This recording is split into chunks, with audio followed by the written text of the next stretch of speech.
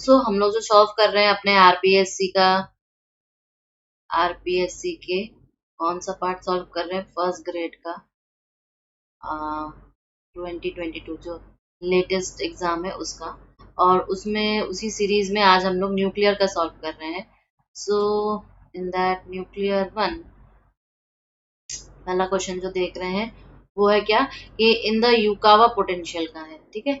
In the Yukawa meson theory the nuclear forces the potential for the nuclear forces, potential पूछा है। अब देखो मैं जो आप लोग का एमएससी वगैरह में मैं सजेस्ट करती हूँ कि घोषाल पढ़ो, घोषाल पढ़ो, राइट। घोषाल में सारी चीजें दी रहती है, दो एक अगर है तो आप दूसरे बुक से कंसल्ट कर सकते हो अगर हाई एनर्जी फिजिक्स का थोड़ा बहुत देखना है तो। बट अगर घोषाल सफिशिएंट, राइट। तो उसमें जो आपका फॉर्म दिया हुआ है योकावा पोटेंशियल का, वो है v of r is equal to minus V naught e to the power minus mu r upon r, ठीक है। तो ये क्या है, ये एक कांस्टेंट है, ये एक कांस्टेंट है। तो यहाँ पे कंपेयर करो कि यहाँ पे ऐसा कौन सा वाला है, तो आप देख सकते हो कि इन्होंने जो ये वाला कांस्टेंट है इसको जी स्क्वायर के फॉर्म में रखा है, और इस म्यू को इन लोगों ने लैम्डा के फॉर्म में रखा है, ठीक है। तो इस हिसाब से मेरा आंसर क्या बन जाएगा, कौन सा वाला बनेगा बताओ, अपॉन आर वाला, ठीक है। अपॉन आर वाला बनेगा। So I think my answer will be like this, ठीक है। तो मेरा क्वेश्चन 2 का आंसर क्या होगा कि जो Yukawa potential v of r होगा वो minus g square e to the power minus lambda r upon r, ठीक है। चलो आगे बढ़ते हैं। देखो ये एक रेडियो एक्टिव के लिए बोल रहा है, a radioactive nucleus A with half life T दिया हुआ है, डीके कर रहा है स्टेबल न्यूक्लियाई बी में, मतलब ए जो है वो डीके कर रहा है, ठीक है, डीके कर रहा है बी में। At t is equal to 0 there is no nucleus of B. तो यहाँ पे टाइम ले लो, t इज इक्वल टू 0 में ये तो पूरा का पूरा रहेगा कंसंट्रेशन, ठीक है, जो इनिशियल कंसंट्रेशन है, और इसका कंसंट्रेशन क्या रहेगा 0। At some instant t, the ratio of the number of B to that of A is इतना, मतलब B का कोई इंस्टेंट टाइम t है, ठीक है। t टाइम पर ये क्या रह जाएगा बताओ, ये अगर मान लो n रह गया तो इसमें कितना कंसंट्रेशन रहेगा, n minus N naught concentration रह जाएगा, ठीक है। तो इंस्टेंट t पर जो रेशियो ऑफ द नंबर है वो b टू a जो है वो 0.3 है। देन टाइम t निकालना है, ठीक है। तो इसने क्या बोला है कि कोई टाइम टी पर, तो इसका मतलब अगर मैं चेंज करके बताती हूँ आपको कि अगर कोई टाइम टी है तो इसका मतलब n minus N naught by N naught, ठीक है। तो ये क्या है 0.3, किसी टाइम टी पर n है और ये n माइनस एन है, तो ये गिवन है हमारा। अब इसके हिसाब से हमें निकालना है, तो हम कैसे निकालेंगे बताओ, कैसे निकालेंगे। इसको हम ऐसे भी तो लिख सकते हैं कि n naught minus N minus 1 is equal to 0.3, ठीक है। या हम ऐसे भी कर सकते हैं क्या कि N naught minus upon N naught e to the power minus lambda t, ये क्या इज इक्वल टू 1.3, ठीक है। ये निकाल सकते हैं ना, कर सकते हैं। So what I will get, e to the power lambda t is equal to 1.3। तो ये क्या हो जाएगा, lambda t is equal to तुम्हारा हो जाएगा लॉन ऑफ 1.3, क्लियर है। अब इसी लॉन को हमें सॉल्व करना है, तो टी क्या हो जाएगा, ln of 1.3 divided by lambda is equal to ln of 1.3 divided by ln 2 by t, ln 2 by t. अब ये हाफ लाइफ बोल रहा है और हमें पता है कि न्यूक्लियर रिएक्शंस किस टाइप के रिएक्शंस होते हैं, ठीक है। So what I will gate, T ln of 1.3 divided by your ln 2, ये हो जाएगा तुम्हारा आंसर, ठीक है, ये हो जाएगा तुम्हारा आंसर। तो I think this one will be the correct option, ठीक है। आगे बढ़ते हैं।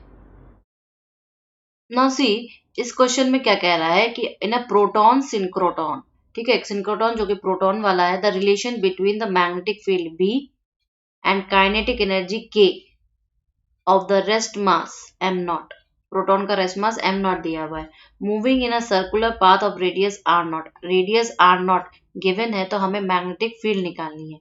कैसे निकालेंगे, देखो एक तो ये हमें साइक्लोट्रॉन वाला फंडा यूज करना पड़ेगा, ठीक है, साइक्लोट्रॉन वाला यूज करेंगे।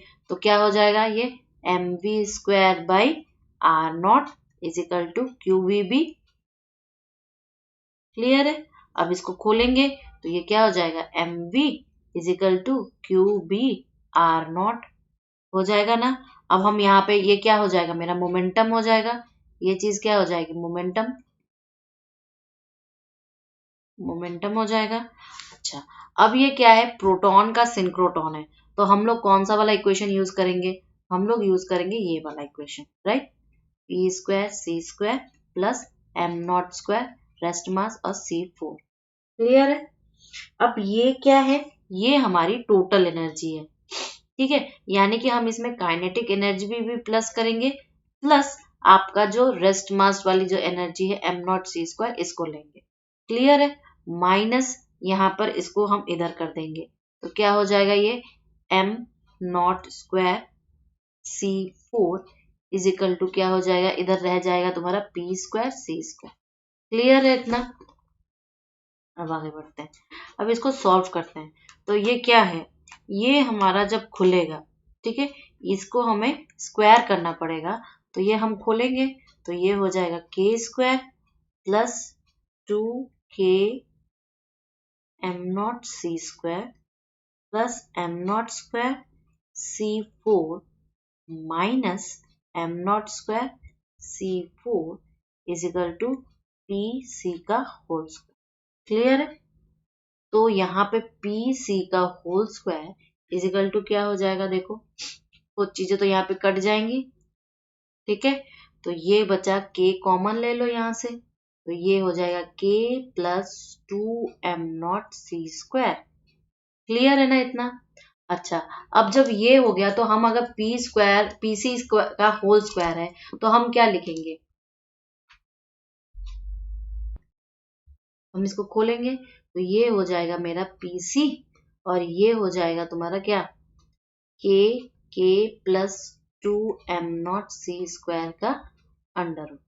अब देखो मोमेंटम p क्या था, मोमेंटम p हमारा यहाँ पर ये था qbr0, तो यहाँ पे pc की जगह ये लिख दो, या हम इसको ऐसे भी लिख सकते हैं क्या कि, अच्छा प्रोटॉन है तो प्लस ई चार्ज होगा, ई बी r0 c, ये इसके बराबर हो गया, तो यहाँ से हम कॉमन ले सकते हैं b को, तो b कॉमन हो गया, ठीक है, और तो ये क्या हो जाएगा, k प्लस 2m0c², ठीक है, और यहाँ पर क्या आ जाएगा नीचे ECR0, ये ऊपर वाला अंडर रूट रहेगा, ठीक है, तो ये क्या हो गया तुम्हारा आंसर हो गया।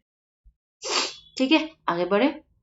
अब देखो ये वाला क्वेश्चन क्या दिया है, a member of sigma group of particles consist of 2u और 1s square, what is the charge. ये तो बहुत ही सिंपल सा है, इसने क्या बोला है 2u और 1s यानी कि UUS, ये हो गया। अब हमें इन सब का चार्ज पता है, u का चार्ज क्या होता है 2/3e प्लस u का चार्ज फिर से 2/3e और s का चार्ज क्या होगा -1/3e, राइट, तो यहाँ पे क्या हो जाए 2/3 प्लस 2/3 तो 4/3e माइनस 1/3e, तो ये हो जाएगा 3/3 इज इक्वल टू e हो जाए, तो इसका आंसर क्या हो जाएगा प्लस ये। क्लियर है, आगे बढ़े। सी इस वाले क्वेश्चन में देखो क्या क्या है कि a particle of rest mass m0, ठीक है, and relativistic speed v collides with a stationary particle of mass m, मतलब एक जो है 0 जो कि क्या है m0 का है, ठीक है, और वो एक बड़े कॉल से कर रहा है, इसका m है और इसका कैपिटल M है, एंड स्टिक्स टू इट, बाद में कोलाइड करने के बाद वो दोनों आपस में स्टिक हो जा रहे हैं, ठीक है। What is the final speed of the composite particle, मैंने इस कंपोजिट पार्टिकल के अगर स्पीड को हम v डैश ले ले और ये इसके पास v वेलोसिटी से जा रहा है, ठीक है, और ये बंदा रेस्ट पे बैठा हुआ है। क्लियर है, अब हमें सारी चीजें निकालनी है, तो पहला क्या हो जाएगा इसका मोमेंटम प्लस दूसरे वाले का मोमेंटम तो 0 हो गया, पहुंचा वो फाइनल मोमेंटम p डैश पर, तो हम इसको कैसे करेंगे बताओ, इसको हम कैसे करेंगे, ये हम करेंगे पहली बात तो यहाँ पर क्या हो जाएगा, ये रिलेटिविस्टिक पार्ट स्पीड से जा रहा है, इसका मतलब m0v अपॉन क्या हो जाएगा 1 - v² अपॉन c² का अंडर रूट, गामा वाला पार्ट। ठीक है, और इधर हो जाएगा दोनों अपने मास के साथ चिपक जा रहे हैं, ठीक है, स्टिक कर जा रहे हैं, सो it will be like this.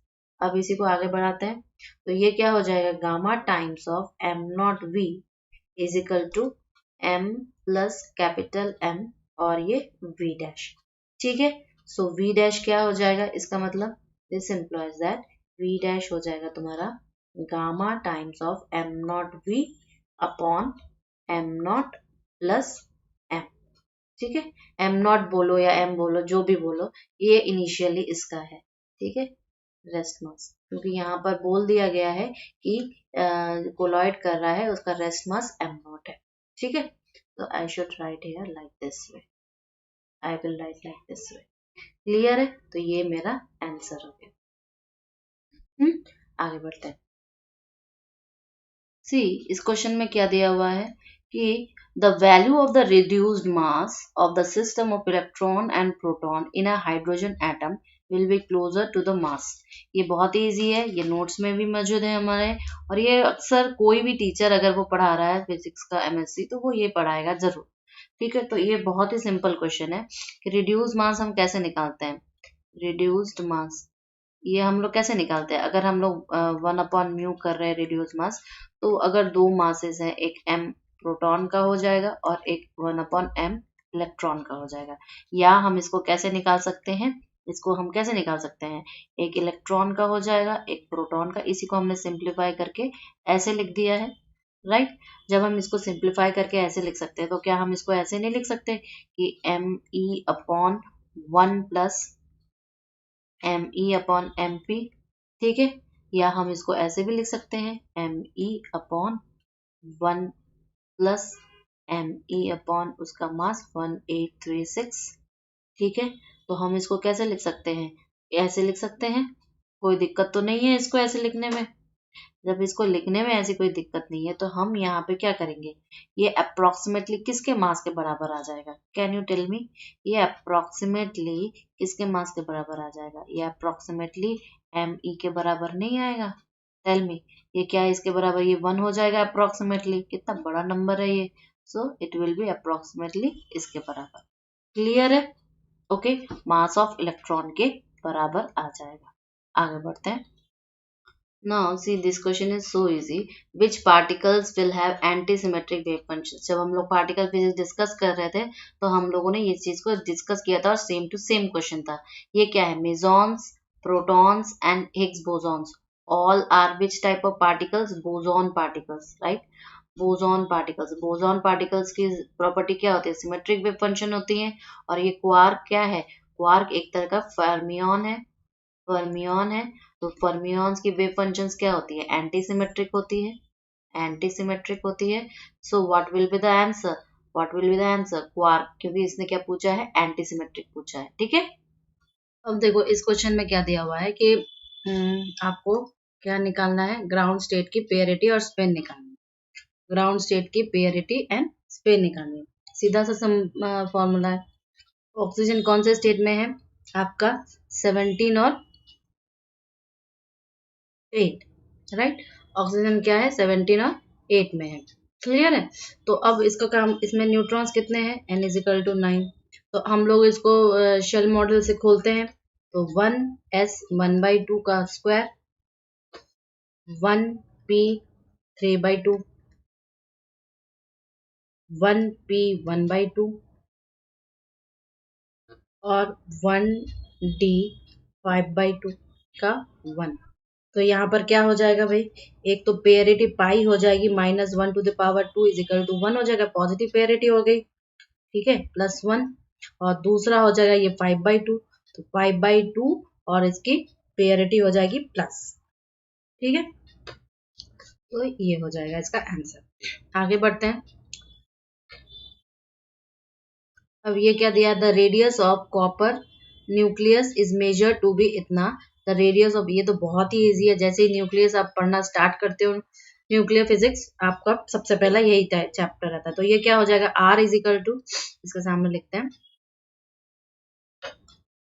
चलो, R इज इक्वल टू क्या होता है, R0 a⁻1/3, ठीक है, तो इसका मतलब R1 अपॉन R2 क्या हो जाएगा, क्या हो जाएगा बताओ, R0 तो कैंसिल हो गया, तो ये हो जाएगा A1 अपॉन अपॉन में आ जाएगा A1 upon A2, directly proportional है लेकिन 1/3 के है, तो सारे वैल्यूज को पुट किया, सारे वैल्यूज को पुट करने के बाद 64 अपॉन 27, ये हुआ तुम्हारा 1/3, तो इज इक्वल टू क्या हो जाएगा, क्यूब रूट निकालो तो ये हो जाएगा 4/3, तो रेशियो क्या हो गया, अब R1 अपॉन R2 जो है ये तुम्हारा 4/3 का रेशियो हो गया, जिसमें तुम्हारा एक दिया हुआ है 4 इंटू 10⁻⁻13। ठीक है, इसका मतलब मैं ये कह सकती हूँ कि R2 जो होगा वो तुम्हारा हो जाएगा 3/4 R1, ठीक है, is equal to 3/4 into 4 fermi, ठीक है, हो गया ना, तो ये क्या हो जाएगा, this implies that R2 is equal to your 3 fermi या 3 इंटू 10⁻⁻15 मीटर, क्लियर है, ये वाला सेंटीमीटर 10, ठीक है, ओके, आगे बढ़ते हैं। अब ये वाला क्वेश्चन क्या दिया है कि 20 आपके alpha particles each of energy क्या है 7 मेगा इलेक्ट्रॉन वोल्ट, ठीक है, enter in the ionisation chamber पर second, alpha particle deposit on their energy in producing electron ion pairs, if the energy required to produce one electron pair 35 electron volt, then the values of ionization current की value पूछा है, ठीक है, तो current क्या हो जाता है, current is equal to I is equal to Q by T, charge upon T हो जाएगा, और यहाँ के केस में क्या हो जाएगा, यहाँ के केस में NE हो जाएगा, क्लियर है, तो हम इसको N क्या कर सकते हैं भाई, 7 mega electron volt divided by 35 electron volt, ठीक है, कितने पार्टिकल्स हैं, 20 पार्टिकल्स हैं, क्लियर है, अब इसको हम लोग अगर सॉल्व करो, इसको सॉल्व करो तो क्या हो जाएगा बताओ, ये हो जाएगा तुम्हारा I इज इक्वल टू, तुम्हारा क्या हो जाएगा बताओ, I तुम्हारा NE है, तो ये तुम्हारा N निकला, तो N निकला तो यहाँ पर देखो इसको सॉल्व करते हैं अगर 7/35, एक तो ये 1/5 होगा, ठीक है, और ये हो जाएगा 4, यहाँ पे मेगा इलेक्ट्रॉन वोल्ट है, यहाँ पे इलेक्ट्रॉन वोल्ट, क्लियर है, ये तुम्हें ध्यान में रखना है, so now what I will gate, now what I will gate, I is equal to 2/5 into 10 to the power 7 into 1.6 into 10 to the power minus 19, clear, तो ये क्या हो जाएगा, कैलकुलेट करके देखना, 6.4 into 10 to the power minus 13 ampere आएगा, clear है, चलो आगे बढ़ते हैं। अब देखो ये क्वेश्चन क्या दिया हुआ है कि let ES denote the contribution of surface energy per nucleon, ये इंपॉर्टेंट है, सिर्फ और सिर्फ सरफेस एनर्जी नहीं है, ये surface energy per nucleon in the liquid drop model, model कौन सा है, तो the ratio of this to this निकालना है, ये तो बहुत इजी हो गया, तुम्हें पता है कि ये क्या किसके प्रोपोर्शनल होता है, कैन एनीबॉडी टेल मी किसके प्रोपोर्शनल होता है, सरफेस एनर्जी, बताओ, सो अब कैसे करेंगे इसको, ऐसे नॉर्मली, नॉर्मली क्या होता है कि ES जो सरफेस एनर्जी है प्रोपोर्शनल होती है 8⁻²/3 की, बट सिंस क्वेश्चन में दिया है surface energy per nucleon, surface energy per nucleon, so यहाँ पे क्या करेंगे, उस ES को डिवाइड करना पड़ेगा A से, सो फाइनली हमें क्या मिला, फाइनली हमें मिला ES जो है प्रोपोर्शनल रहेगा 1/8⁻1/3 से, देयरफॉर अब हम लोग इसके दोनों न्यूक्लियस को लेंगे, तो E1/E2 इस दोनों का सरफेस एनर्जी टर्म है ये, ठीक है, ये क्या हो जाएगा, ऊपर रहेगा A2 अपॉन नीचे रहेगा A1 to the power 1/3, so putting the values what we get, एक का हो जाएगा 64, एक का हो जाएगा 27 to the power 1/3, cube root निकालेंगे तो 4/3 आ जाएगा, ठीक है, तो रेशियो क्या हो जाएगा हमारा, ये वाला पार्ट सही होगा, नेक्स्ट चलते हैं। ये वाला क्वेश्चन क्या है, क्वाड्रपल मूवमेंट के ऊपर बोला है कि न्यूक्लियस का क्वाड्रपल मूवमेंट इस एक्सप्रेशन से निकालते हैं, so where QI ZI and RI are the charges, Z coordinates and distance ith proton from the center, if 6 protons in a nucleus are situated at a distance distance x y और z, तो तीनों ही plus minus R पे है, और R जो radius of nucleus है, the quadruple movement of the nucleus is, ये एक स्टैंडर्ड फॉर्म होता है जिसको हम लोग निकालते हैं, we have practice for that. क्या होता है, Q इज इक्वल टू दिया हुआ है 1/2 summation I QI 3ZI square minus RI square. Clear? So now we are putting all those values. एक बार हम लोग z इज इक्वल टू 0 रखेंगे और एक बार हम लोग बाकी सारे टर्म्स रखेंगे, जो हमारा r है 3r है। ठीक है, so what I will get, q is equal to 1/2, यहाँ पर तो अभी q रख रहे हैं।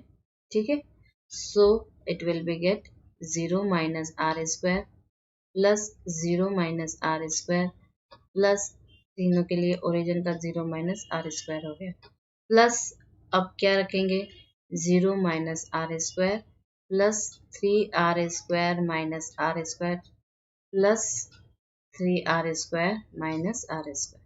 क्लियर है? अब इसको सॉल्व करो तो इसका minus R minus R minus R और minus R minus 4r square और यहाँ पर आ जाएगा तुम्हारा 2r स्क्वायर, तो 2 माइनस 2 और यहाँ पे भी 2r स्क्वायर हो जाएगा, तो -2 + 2 0 हो जाएगा। तो फाइनल आंसर मेरा 0 आ गया। सो what I will get the answer is 0। तो यहाँ पर क्या होगा, ये वाला पार्ट सही होगा।